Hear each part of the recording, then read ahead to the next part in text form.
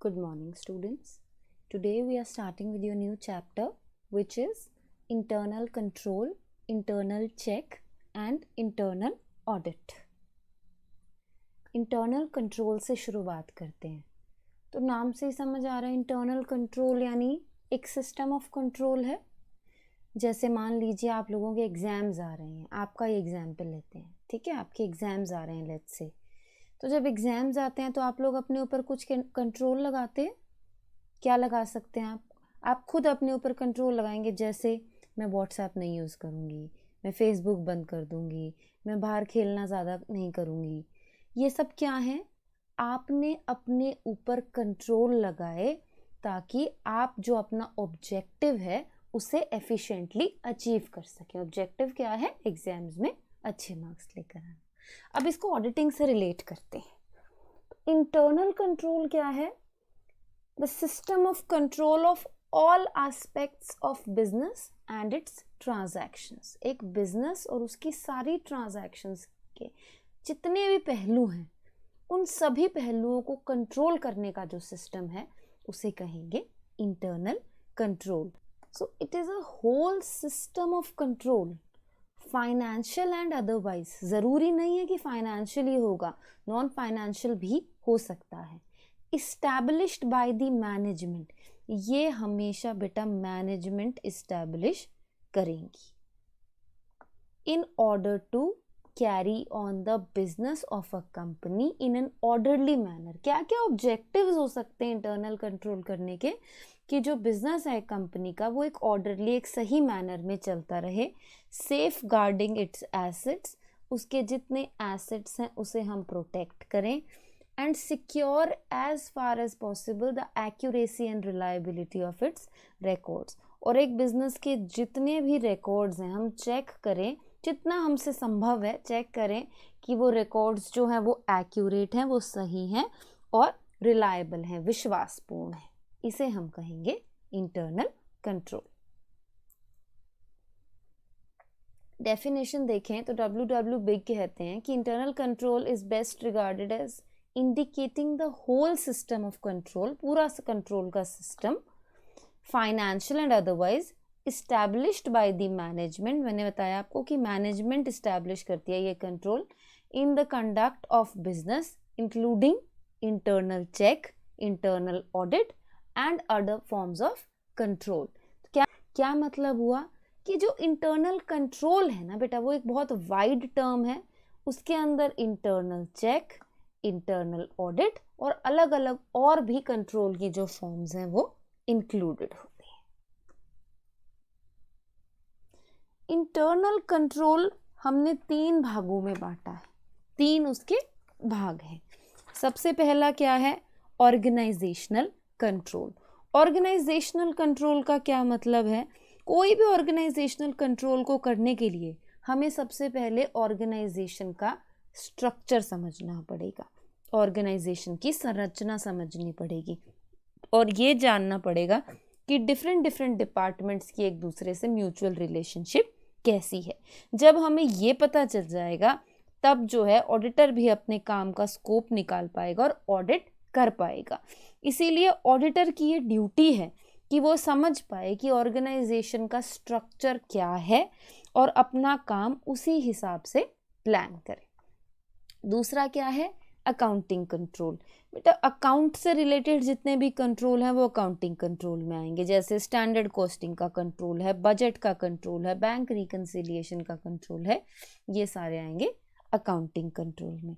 Administrative control, जो प्रशासन से रिलेटेड कंट्रोल हैं, जो हम क्या चाहते हैं कि ऑफिस में जो काम हो रहा है वो एफिशिएंटली हो, एडमिनिस्ट्रेशन जो काम हो रहा है वो एफिशिएंटली हो, उसे हम कहेंगे एडमिनिस्ट्रेटिव कंट्रोल. क्या के एग्जाम्पल हो सकते हैं, जैसे हम टाइम एंड मोशन स्टडीज करते हैं, परफॉर्मेंस रिपोर्ट्स बनाते हैं, इनको हम आगे डिटेल में पढ़ेंगे. ऑब्जेक्ट्स ऑफ इंटरनल कंट्रोल, क्या क्या उद्देश्य हैं इंटरनल कंट्रोल के. सबसे पहला है providing for the safety of the assets.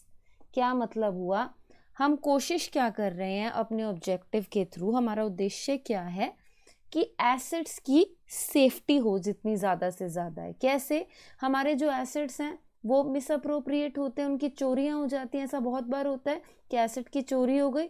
तो हमारी मेन ऑब्जेक्टिव है कि एसेट्स जो हैं वो सेफ रहें। कैसे कर सकते हैं हम?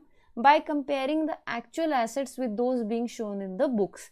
ये चेक कीजिए कि जो बुक्स में लिखे हुए एसेट्स हैं वो एक्चुअली आपके पास हैं भी या नहीं। ऐसा तो नहीं बुक में तो लिखी हुई है कोई कार है आपके पास, लेकिन वो कार बेच चुके हो आप 10 साल पहले ही, लेकिन बुक्स में आज भी मेंशन्ड है। तो ये चीज़ आप चेक करेंगे। Examining the accuracy of the accounts, आप ये चेक करेंगे कि जो आपके अकाउंट्स हैं वो एक्यूरेट हैं या नहीं, और जो ट्रांजैक्शंस हैं वो करेक्टली रिकॉर्ड की गई हैं या नहीं। Establishing responsibility centres. Responsibility centres क्या होते हैं बेटा? हर एक्टिविटी के लिए हम किसी ना किसी पर्सन की रिस्पॉन्सिबिलिटी फिक्स करते हैं, तो ये हम रिस्पॉन्सिबिलिटी सेंटर्स के अंदर करते हैं। और ये इस्टेब्लिश करें कि हर एक्टिविटी के लिए आपने कोई रिस्पॉन्सिबिलिटी, किसी की रिस्पॉन्सिबिलिटी जो है वो फिक्स की हुई है। Comparing the standard set by internal control with the actual activities. हमें चेक करना पड़ेगा कि इंटरनल कंट्रोल ने जो मानक स्थापित किए थे वो एक्चुअल में ऊपर हैं या नीचे हैं, और अगर उनमें कोई डेविएशंस हैं तो उन्हें रिमूव कीजिए। Ensuring compliance with the policies of the management and ensuring that transactions are being entered in accordance with the methods prescribed by the management. हमें ये मेक श्योर करना पड़ेगा कि जो हमारी नीतियां हैं, जो प्रशासन की नीतियां हैं, उनका पालन हो भी रहा है या नहीं, और जो ट्रांजैक्शंस हैं वो मैनेजमेंट ने जिस तरह के मेथड्स निकाले हैं उस हिसाब से एंटर की जा रही हैं या नहीं। Increasing the efficiency of work by increasing the, कैसे करेंगे एफिशिएंसी ऑफ वर्क को इंक्रीज? मटेरियल की एफिशिएंसी बढ़ा दीजिए, लेबर की एफिशिएंसी बढ़ा दीजिए, प्लांट एंड कैपिटल की एफिशिएंसी बढ़ा दीजिए। तो आप कोशिश कीजिए कि ओवरऑल जो काम है उसकी कुशलता में वृद्धि हो। ये हमारा ऑब्जेक्टिव है। Basic principles of internal control. Basically बेटा दो प्रिंसिपल्स हैं इंटरनल कंट्रोल के। फर्स्ट है accounting of assets. Accounting of assets क्या है बेटा? ये कहता है कि the work physically utilizing any asset should be separated from the work of accounting। क्या मतलब हुआ? जो इंसान फिजिकली हैंडल कर रहा है किसी एसेट को, वही उसकी अकाउंटिंग का काम, उसके लेखन का काम नहीं करेगा।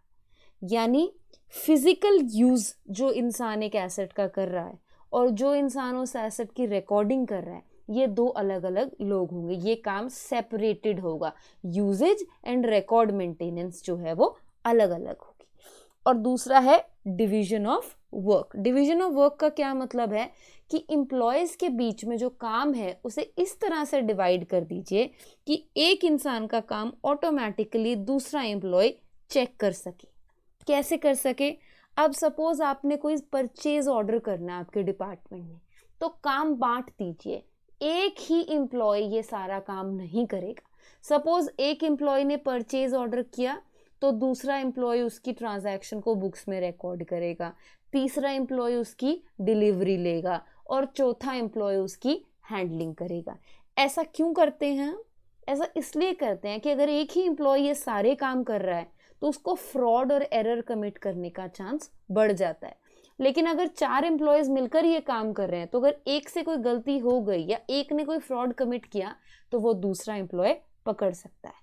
लेकिन अगर ये चारों एम्प्लॉयज मिल गए तो फिर ये पकड़ में आना मुश्किल हो जाता है। Forms of internal control. इसके कुछ स्वरूप हैं बेटा इंटरनल कंट्रोल के। जैसे बात करते हैं कैश कंट्रोल। कैश के लिए मेन 3 काम होते हैं: कैश को रिसीव करना, कैश को पे करना और कैश का बैलेंस मेंटेन करना। ये तीनों ही काम बहुत इंपॉर्टेंट हैं। तो जो एम्प्लॉयज कैश में डील कर रहे होते हैं ना, उनको क्लियर रिटर्न इंस्ट्रक्शंस होनी चाहिए कंट्रोल की, रिसीट्स, पेमेंट्स और बैलेंसेस को लेकर। दूसरा क्या है? जनरल फाइनेंशियल कंट्रोल, जो ओवरऑल फाइनेंशियल कंट्रोल है। क्या क्या इंक्लूड होगा इसमें? कंट्रोल है system of maintaining accounts, accounts की maintenance, efficient control of employees, employees के ऊपर कंट्रोल और एम्प्लॉयज के साथ एक अच्छे तरीके के रिश्ते स्थापित करना। इसे हम कहेंगे general financial control. Control regarding trade transactions, trade के अंदर क्या ट्रांजैक्शंस होते हैं, जैसे सेल्स की ट्रांजैक्शन है, परचेज की ट्रांजैक्शन है, तो इनके लिए क्लियर रेगुलेशंस लिखी होनी चाहिए कि परचेज और सेल्स को लेकर क्या हमने रूल्स एंड रेगुलेशंस बनाए हैं। क्या क्या इंपॉर्टेंट टास्क हो सकते हैं परचेज को लेकर, गुड्स की परचेज करना, गुड्स को रिसीव करना, जो गुड्स आ गए हैं उनको प्रोटेक्ट करना और उन गुड्स के अकाउंट्स को मेंटेन करना, ये सारे इंपॉर्टेंट टास्क हैं। अगर एक भी टास्क इसमें से आपने गलत तरीके से किया तो एरर का चांस या चोरी का चांस बढ़ जाता है। Control regarding employees remuneration, employees की रेम्यूनरेशन को लेकर कंट्रोल में क्या क्या इंक्लूड होगा। बेटा अगर थोड़ा सा भी कोई गलती होगी ना सैलरीज एंड वेजेस के सिस्टम में, तो कैश की मिस अप्रोप्रिएशन, कैश की चोरी बहुत आसान हो सकती है। तो एक प्रॉपर सिस्टम होना चाहिए जिसमें क्लियर रूल्स एंड रेगुलेशंस हो रेम्यूनरेशन सैलरीज को लेकर। अगर कोई इंक्रीज हुआ है सैलरी में, कोई वेजेस में इंक्रीज हुआ है, कोई डिडक्शन आई है, कोई एडवांस की रिकवरी करनी है, उसको लेकर स्पेशल ऑर्डर्स आने चाहिए। Control regarding fixed assets, fixed, बेटा आपको पता है कि जो आपकी मेजर कैपिटल है एक बिजनेस की, वो फिक्स्ड एसेट्स में इन्वेस्ट होती है। फिक्स्ड एसेट्स वैसे भी बहुत कॉस्टली होते हैं, तो ज़्यादा चांसेस होता है कि इनको लेकर फ्रॉड कमिट हो सके। जितना ज़्यादा पैसा उतना ज़्यादा लालच आता है लोगों को फ्रॉड कमिट करने का, तो इसीलिए फिक्स्ड एसेट्स को लेकर ज़्यादा कंट्रोल होना चाहिए। प्रॉपर सिस्टम ऑफ अकाउंटिंग होना चाहिए, उनके डेप्रिसिएशन का प्रोविजन होना चाहिए, फिक्स्ड एसेट्स की रिकॉर्डिंग प्रॉपर्ली होनी चाहिए, ताकि जो आपकी बैलेंस शीट है वो एक करेक्ट पिक्चर प्रेजेंट कर पाए। कंट्रोल रिगार्डिंग इन्वेस्टमेंट, इन्वेस्टमेंट्स को लेकर जो फ्रॉड करते हैं ना, वो ज़्यादातर हायर लेवल के, हाई रैंकिंग के ऑफिशियल्स करते हैं। इसीलिए इन्वेस्टमेंट्स को लेकर, इसके कंट्रोल को लेकर भी एक सिस्टम बनाना चाहिए। कंट्रोल रिगार्डिंग स्टॉक, स्टॉक के अंदर हम क्या क्या इंक्लूड करते हैं, raw material, work in progress and finished goods. अब स्टॉक का जो कंट्रोल सिस्टम है ना, वो अलग अलग ऑर्गेनाइजेशंस का अलग अलग है, क्योंकि वैल्यूएशन भी स्टॉक्स की अलग है, कोई लीफो फॉलो करता है, कोई फीफो फॉलो करता है। तो जो स्टॉक की कंट्रोल के लिए ना एक अप्रोप्रिएट सिस्टम होना चाहिए। रिसीट कैसे हुई गुड्स की, इशू कैसे कर रहे हो आप गुड्स को, तो एक प्रॉपर सिस्टम होना चाहिए जिसमें हम कंट्रोल करेंगे सारी चीज़ें। जैसे रिसीट ऑफ गुड्स को कंट्रोल करें, इशू कैसे कर रहे हो आप गुड्स को, उसका कंट्रोल होना चाहिए। गुड्स जो आपके स्टॉक में पड़े हैं उनकी सेफ्टी आपको मेंटेन करनी चाहिए। क्या कर सकते हो आप, फिजिकल स्टॉक टेकिंग, फिजिकल जो चेकिंग ऑफ स्टॉक होता है वो भी आप टाइम टू टाइम करते रहो, ताकि आपको पता चले कि जो बुक्स ऑफ अकाउंट्स में स्टॉक्स मेंशन्ड है वो एक्चुअल में आपके पास हैं भी या नहीं। इंटरनल कंट्रोल और ऑडिटर के बारे में बात करते हैं। अब बेटा इंटरनल कंट्रोल के सिस्टम पे कंप्लीटली भरोसा करने से पहले ऑडिटर को चेक करना चाहिए कि एफिशिएंसी का आपका लेवल क्या है। इसी के लिए आपको पता होना चाहिए कि ऑर्गेनाइजेशन की संरचना क्या है, ऑर्गेनाइजेशन में कैसे काम होता है, कौन क्या परफॉर्म करता है, काम कैसे बटा हुआ है, ये सारी चीज़ें ऑडिटर को बहुत अच्छे से पता होनी चाहिए।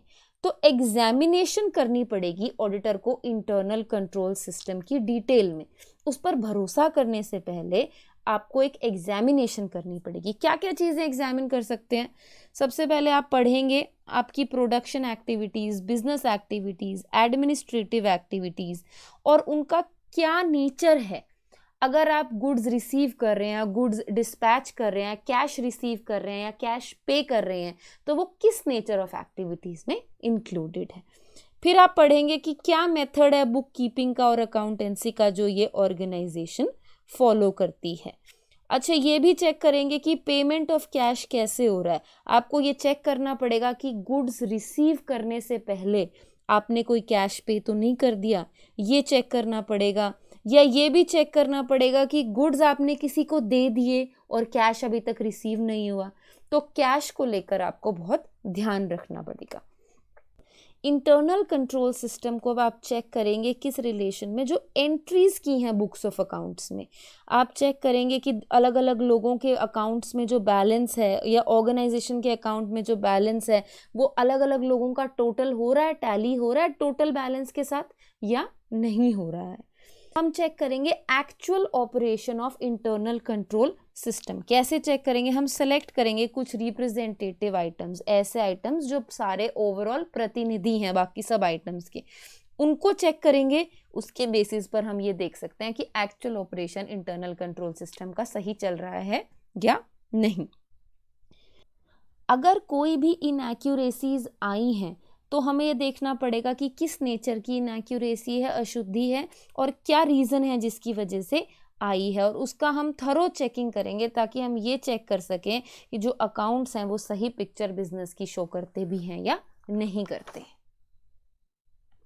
अब बात करते हैं इंटरनल चेक। इंटरनल चेक क्या है? It is a system in which all transactions of the organisation and the related accounting work, एक ऑर्गेनाइजेशन की सारी ट्रांजैक्शंस और अकाउंट से रिलेटेड जितना भी काम है वो डिवाइड किया जाता है एम्प्लॉयज के बीच में एक इस तरीके से that the work done by one employ is examined independently by another employ. मैंने आपको अभी बताया था डिविजन ऑफ वर्क।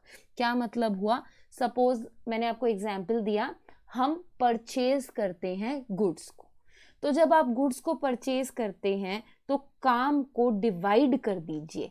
कैसे डिवाइड करेंगे? गुड्स की परचेज का ऑर्डर कोई और देगा, गुड्स की परचेज की जो बुक्स में एंट्री है वो कोई और करेगा, गुड्स को रिसीव कोई और करेगा, गुड्स की हैंडलिंग कोई और करेगा। ये सारी चीज़ें जो हैं ये काम आपने अलग अलग एम्प्लॉयज़ को डिवाइड कर दिया। कैसे?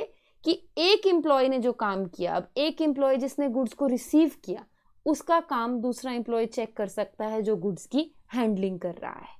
तो work done by one employ is examined independently by another employ. क्या डेफिनेशन है? It is an arrangement of staff duties. Staff की ड्यूटीज को आप इस तरह से अरेंज करते हैं whereby no one person is allowed to carry through and record every aspect of a transaction. किसी भी एक इंसान को पूरा ट्रांजैक्शन का हर पहलू नहीं दिया जाता। क्यों? So that without collusion between two और more persons fraud is prevented and errors are reduced. अब मैंने आपको बताया कि अलग अलग एम्प्लॉयज अलग अलग काम कर रहे हैं तो फ्रॉड और एरर्स का चांस कम हो जाता है। एरर और फ्रॉड कब हो सकता है? जब आप कोल्यूड करते हैं। कोल्यूड करने का क्या मतलब है? जब दो लोग या दो से ज्यादा लोग एक दूसरे से मिलकर साठगांठ करके कोई फ्रॉड कमिट करना चाहते। फीचर्स क्या क्या हैं इंटरनल चेकिंग के? It is an integral part of the complete system of internal control. सबसे मेन बात तो क्या है? इंटरनल कंट्रोल एक बहुत वाइड डायमेंशन है जिसका इंटरनल चेक एक पार्ट है। तो जो इंटरनल कंट्रोल है उसके अंदर इंटरनल चेक और इंटरनल ऑडिट दोनों इंक्लूडेड होते हैं। It is related to division of work among people maintaining the accounts. Basic इसका मेन प्रेमाइस ये है कि काम को डिवाइड कर दिया गया, अलग अलग भागों में बांट दिया गया। No single employ records any transaction from beginning to end. कोई एक एम्प्लॉय एक ट्रांजैक्शन को शुरुआत से लेकर अंत तक नहीं रिकॉर्ड करेगा, उस ट्रांजैक्शन को अलग अलग भागों में बांट दिया जाएगा। Work done by every employ is examined independently. एक इंसान का काम जो है वो दूसरा इंसान इंडिपेंडेंटली एग्जामिन चेक कर रहा है। Work done by one employ is complementary to the other.